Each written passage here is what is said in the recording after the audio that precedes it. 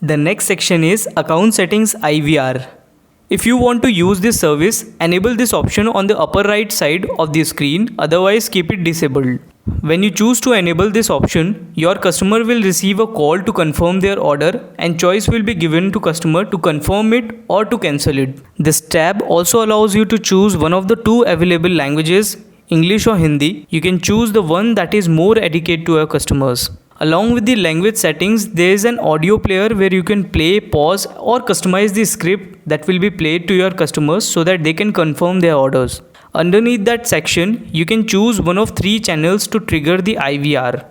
The options are My Store Order to place the IVR confirmation orders that have been placed through Shopify, WooCommerce or any other e-commerce platforms, Manual Order to place IVR on any order that has been placed manually through the iThink panel, and bulk order to place the IVR on any order that's been placed in bulk through iThink panel. You can enable one option or all of them together. After that, you can choose whether you want to allow an order cancellation if the customer cancels the order on IVR.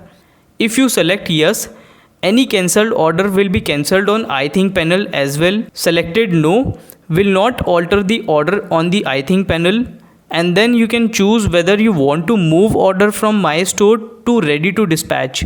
A yes will automatically move confirmed order from My Store to Ready to Dispatch. A no will not automatically move any orders out of My Store.